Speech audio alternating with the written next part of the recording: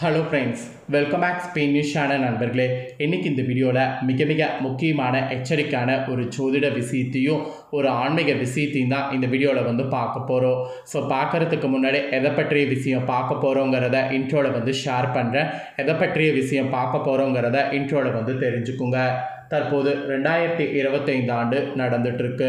இந்த ஆண்டில் ஆங்கில மாதத்தில் 8வது மாதமான ஆகஸ்ட் மாதம் முடிந்து 9வது மாதமான செப்டம்பர் மாதமானது ஸ்டார்ட் ஆயிருச்சு.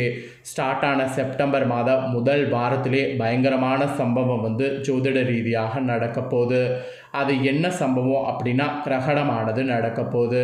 கிரகணம் என்னைக்கு நடக்க போகுதுன்னா, செப்டம்பர் 7ஆம் தேதி அன்னைக்கு நடக்க போகுது. அன்னைக்கு தான் தமிழ் மாதத்தில் 5வது மாதமான ஆவணியுடைய 22ஆம் நாள், கிழமை அன்னைக்கு ஞாயிற்றுக்கிழமை. இந்த நாளில் தான் கிரகணமானது நடைபெற இருக்கு. நடைபெறக்கூடிய கிரகண நாள் அன்னைக்கு இன்னொரு பயங்கரமான விசேஷ நாளும் இருக்குது. அது என்னன்னா, அன்னைக்கு பௌர்ணமியானது வருது. ஆவணி மாதத்தில் பௌர்ணமி.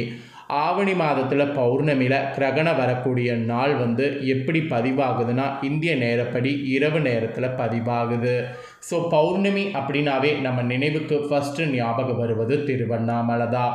ஏன்னா நினைத்தாலே முக்தி தரக்கூடிய திருவண்ணாமலை திருத்தலத்தில் பௌர்ணமி அன்னைக்கு கிரிவலம் வருவது ரொம்ப விசேஷம். இது ஒவ்வொரு மாத பௌர்ணமியிலுமே பார்த்திங்கன்னு வச்சுங்களேன், பக்தர்கள் கூட்டம் அதிகமாகிறத வைத்தே நாம் தெரிஞ்சு கொள்ளலாம்.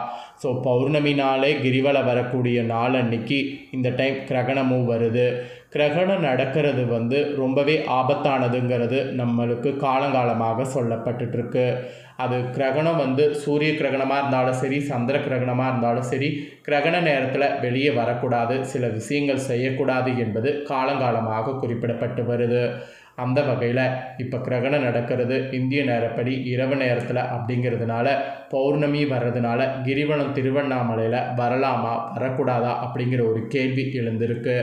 அந்த கேள்விக்கு விடை தெரிகிற விதமாக இந்த வீடியோவில் திருவண்ணாமலையில் கிரகணம் நடக்கக்கூடிய அன்னைக்கு கிரிவலம் வருவதை பற்றிய தாள்களை ஷேர் பண்ண போகிறேன்.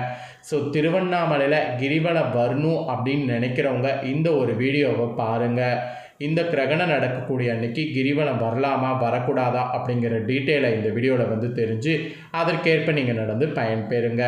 ஃபஸ்ட்டு கிரகணம் நடக்கிறத பற்றி டீட்டெயிலை ஷேர் பண்ணுறேன். ஏன்னா கிரகணம் எந்த மாதிரி நடக்க போகுது, என்ன மாதிரி இருக்க போகுது அப்படிங்கிறத முதல்ல நீங்கள் தெரிஞ்சுக்கிட்டால் தான் அதற்கேற்ப நீங்கள் நடந்து பயனடைய முடியும். அதனால் கிரகணம் நடக்கிறத பற்றி முதல்ல இந்த வீடியோவில் ஷேர் பண்ணுறேன். கிரகணம் நடக்கிறத பற்றி முதல்ல இந்த வீடியோவில் தெரிஞ்சுக்குங்க. அதுக்கப்புறம் மற்ற பலனை உங்களுக்கு ஷேர் பண்ணுறேன். அதாவது கிரகணம் நடக்கிறதுனால திருவண்ணாமலைக்கு கிரிவலம் வரலாமா வரக்கூடாதாங்கிறத ஷேர் பண்ணுறேன். ஆக்சுவலி நம்மளுடைய இதில் பார்த்திங்கன்னு வச்சுங்களேன், 2 கிரகணம் நடப்பதாக குறிப்பிடப்படுது. அதாவது 2 கிரகணம் இருக்குது. ஒன்று சூரிய கிரகணம், இன்னொன்று சந்திர கிரகணம். ஆக்சுவலி இதுக்கு என்ன டிஃப்ரெண்ட் அப்படிங்கிறத உங்களுக்கு சொல்கிறேன், அதை முதல்ல தெரிஞ்சுக்குங்க. பூமிக்கும் சூரியனுக்கும் நடுவில் சந்திரன் சூரிய ஒளினை பூமியில் படவிடாமல் சந்திரன் மறைப்பது சூரிய கிரகணம் என்று அழைக்கப்படுது. அதே போல் சந்திரனுக்கும் சூரியனுக்கும் நடுவில் பூமி சுழலும் போது பூமியுடைய நிழலை சந்திரன் மீது பட்டு அதன் ஒளியை தடுக்கும். இந்த நிகழ்வு சந்திர கிரகணம் என்று அழைக்கப்படுது. இப்போ நடைபெற இருக்கக்கூடிய கிரகணம் சந்திர கிரகணம். ஒரு ஆண்டுக்கு 4 கிரகணங்கள் நடக்கும். 2 சூரிய கிரகணம், 2 சந்திர கிரகணம். ஆல்ரெடி ஆண்டு தொடங்கின ஃபஸ்ட்டே முதல்ல ஒரு சூரிய கிரகணம் சந்திர கிரகணம் நடந்துருச்சு. இப்போ அடுத்ததாக 2வதாக பார்த்திங்கன்னு வச்சுக்கோங்களேன், சந்திர கிரகணம் 3வது கிரகணமாக செப்டம்பர் 7ஆம் தேதி நடக்க இருக்குது. முதல் சந்திர கிரகணம் கடந்த மார்ச் மாதம் 2025 ஏற்கனவே நிகழ்ந்த நிலையில் இந்த ஆண்டுக்கான மற்றொரு சந்திர கிரகணம் வரக்கூடிய செப்டம்பர் 7ஆம் தேதி அன்னைக்கு நிகழ இருக்கிறதாக தெரிவிக்கப்பட்டிருக்கு. நடைபெறக்கூடிய இந்த சந்திர கிரகணம் இரத்த நிலவு, அதாவது பிளட் மூன் என்று அழைக்கப்படக்கூடிய கிரகணம். இந்த கிரகணத்தை சென்னை போன்ற இந்திய நகரங்களில் நாம் பார்க்கலாங்கிறது குறிப்பிடப்படுது. அதாவது இந்த வானிய நிகழ்வை வெறும் கண்களால் பார்க்க முடியும் என வானியல் அறிவியலாளர்கள் தெரிவித்திருக்கிறாங்க. அதே போல் முழு நிலவான அன்னைக்கு ஆவணி பௌர்ணமி நாளில் சூரியன், பூமி, சந்திரன் ஆகிய 3 ஒரே நேர்கோட்டில் நிற்கும்போது இந்த சந்திர கிரகணம் ஏற்படுது. அதனால் வரக்கூடிய செப்டம்பர் 7ஆம் தேதி நிகழக்கூடிய இந்த பிளட் மூன் காட்சியை சென்னை மட்டும் இல்லாமல் ஆசியா, ஆஸ்திரேலியா, ஆப்பிரிக்கா மற்றும் ஐரோப்பா பகுதியை சேர்ந்த மக்கள் கூட தெளிவாக காணலாம் என கூறப்படுது. இந்த கிரகணமானது சுமார் 82 நிமிடங்கள் நீடிக்கும்.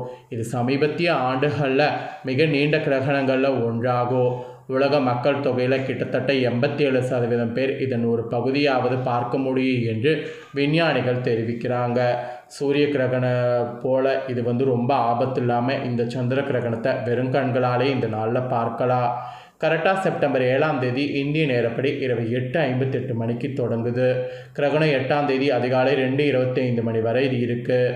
இதை எந்தவித கருவிகளும் இன்றி வெறும் கண்களாலேயே பார்க்கலாம். குறிப்பாக சென்னையில் இருக்கிறவங்க கிழக்கு நோக்கி வானத்தை பார்த்தாலே போதும் முழு சந்திர கிரகணத்தை பார்த்து ரசிக்கலாம். மேலும் அடுத்த முழு சந்திர கிரகணம் 2026ஆம் ஆண்டு மார்ச் 3 அன்னைக்கு நிகழ இருக்கு. ஆனால் அதை சரியாக பார்க்க முடியாது. அதன் ஒரு பகுதி மட்டுமே இந்தியாவில் தெரியும். ஏனென்றால் சந்திர கிரகணம் நிகழ்ந்து முடியக்கூடிய நேரத்தில் தான் நமக்கு சந்திரன் உதிக்கும். அதனால் அப்போ பார்க்க முடியாது. இப்போ சந்திர கிரகணம் பார்த்திங்கன்னு வச்சுக்கோங்களேன், என்றைக்கு நடக்கும், எந்த நேரத்தில் நடக்குங்கிறத முதற்கொண்டு பார்த்துட்டோம். இப்போ கிரகணம் நடக்கிறதுனால பௌர்ணமி அன்னைக்கு கிரிவலம் செல்லலாமா கூடாதாங்கிறத சொல்ல போகிறேன். அதை தெளிவாக நோட் பண்ணிக்கோங்க. கிரகண நேரம் என்பது வழிபாட்டுக்கு ஏற்ற நேரம் கிடையாதுங்கிறது சாஸ்திரங்களில் சொல்லப்படுது.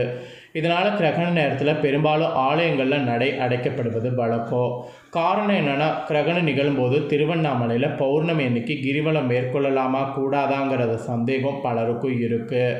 கிரகண நேரத்தில் கிரிவலம் செல்வதால் என்ன ஆகும் என்பதை இந்த வீடியோவில் நான் உங்களுக்கு சொல்கிறேன். அதை தெளிவாக தெரிந்து கொள்ளுங்கள். இந்த ஆண்டின் 2வதும் கடைசியுமான சந்திர கிரகணம் செப்டம்பர் 7ஆம் தேதி ஞாயிற்றுக்கிழமை நிகழ இருக்கு. இது மார்ச் மாதமே நடந்த சந்திர கிரகணம் போல் இல்லாமல் முழுமையான சந்திர கிரகணமாக நிகழ இருக்கு. செப்டம்பர் 7ஆம் தேதி அன்று இரவு 9:56 மணிக்கு துவங்கி நள்ளிரவு 1:26 வரை சந்திர கிரகணம் நிகழ இருக்கு. முழு சந்திர கிரகணம் இரவு 10:59 மணிக்கு துவங்குவதாக சொல்லப்படுது. பொதுவாக சந்திர கிரகணம் என்பது பௌர்ணமி நாளில் தான் நிகழும். இந்த முறை ஆவணி பௌர்ணமி நாளில் சந்திர கிரகணமானது நிகழப்போகுது. திருவண்ணாமலையில் உள்ள மலைக்கோவில்களில் பௌர்ணமி நாளில் மலையை வலம் கிரிவல வழிபாடு செய்வது பக்தர்கள் பலரின் வழக்கமாக இருக்குது. அப்படி திருவண்ணாமலையில் பௌர்ணமி கிரிவலம் செல்பவர்கள் சந்திர கிரகணம் செல்லக்கூடிய நேரத்தில் கிரிவல வழிபாட்டினை மேற்கொள்ளலாமா கூடாதா என்ற சந்தேகம் பலருக்கும் இருக்குது. ஸோ செப்டம்பர் 7ஆம் தேதி அன்று அதிகாலை 1:49 மணிக்கு துவங்கி செப்டம்பர் 8ஆம் தேதி அதிகாலை 12:32 மணி வரை பௌர்ணமி திதி இருக்குது. ஸோ அதனால் செப்டம்பர் 7ஆம் தேதி அன்று அதிகாலையில் 1:41 மணிக்கு துவங்கி செப்டம்பர் 8ஆம் தேதி இரவு 11:38 மணி வரை கிரிவலம் செல்லலாம். ஸோ கிரிவலம் செல்வதற்கான நேரம் இதுதான் என்பது தெரிவிக்கப்படுது. அதிகமானவர்கள் இரவு நேரத்திலே திருவண்ணாமலையில் பௌர்ணமி கிரிவலம் வருவதை வழக்கமாக வைத்திருப்போம். ஆனால் கிரகண நேரத்தில் கிரிவலம் செல்லக்கூடாது. அப்படி செல்வதால் எந்த பலனும் கிடைக்காது. அதனால தான் அந்த நேரத்தில் கிரிவலம் செல்லுங்கிறத சொல்கிறேன். கிரிவலம் என்பது மிக உன்னதமான வழிபாடாகும். அதனால் பௌர்ணமி கிரிவலம் செல்பவர்கள் கிரகணம் தூங்குவதற்கு முன்பாகவோ அல்லது கிரகணம் முடிந்த பிறகு குளித்துவிட்டு சுத்தமாக கிரிவல வழிபாட்டினை மேற்கொள்ள வேண்டும் என சொல்லப்படுது. பொதுவாக கிரிவலம் செல்லக்கூடிய அனைவருமே ஏதாவது ஒரு வேண்டுதலை முன்வைத்து அது நிறைவேற வேண்டும் என்பதற்காக தான் கிரிவல வழிபாட்டை மேற்கொள்வோம். ஆனால் கிரகண நேரத்தில் வேண்டுதல் நிறைவேற கிரிவலம் சென்றால் அது பலன் தராமல் போகலாம். அதாவது நம்ம கிரகண நேரத்தில் நாம் கிரிவலம் மேற்கொண்டால் நம்ம வேண்டக்கூடிய வேண்டுதலுக்கு பலன் கிடைக்காம போகலாம். அதோடு ஆலய வழிபாடு சாஸ்திர முறைப்படி கோவில் நடை சாத்தப்பட்டிருக்கக்கூடிய சமயத்தில் கோவிலை வளவரக்கூடாது என்பது நியதி.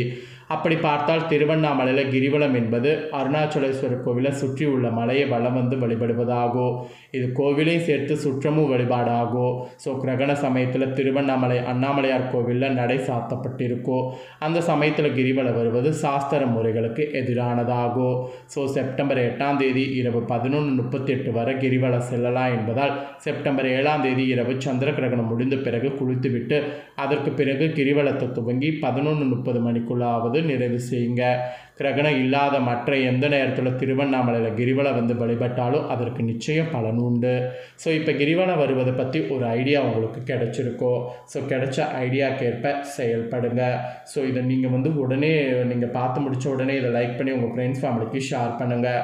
ஏன்னா உங்கள் ஃப்ரெண்ட்ஸ் ஃபேமிலியில் இருக்கிறவங்களும் கிரிவலம் போகக்கூடிய ஐடியா இருந்தாங்கன்னா இந்த வீடியோ பார்த்து இந்த ஐடியாக்களுக்கு ஏற்ப நடந்து பலன் பெறட்டும். ஸோ நெக்ஸ்ட்டு இதே போல் நம்ம சேனலில் நிறைய அப்டேட்டான வீடியோ வரும். அதை எல்லாமே உடனுக்குடனே தெரிந்து கொள்ள மறக்காமல் நம்ம சேனலை சப்ஸ்கிரைப் பண்ணுங்கள், கூட பெல் பண்ண ப்ரெஸ் பண்ணுங்கள். ஃபஸ்ட் டைம் பார்க்குறவங்க அதை பண்ணிட்டீங்கன்னா ஐடி நான் போகிற மற்ற அப்டேட்டான எல்லா வீடியோஸும் உடனுக்குடனே தெரிந்து பயனடையலாம். ஸோ மறக்காமல் சப்ஸ்கிரைப் பண்ணி பெல் பண்ண ப்ரெஸ் பண்ணுங்கள். நெக்ஸ்ட்டு இதே போல் சுவாரஸ்யமாக இன்னும் நிறைய வீடியோ வரும், அதை எல்லாமே உடனுக்குடனே தெரிஞ்சு பயன்பெறுவீங்க. சப்ஸ்கிரைப் பண்ணுங்கள். நன்றி, வணக்கம்.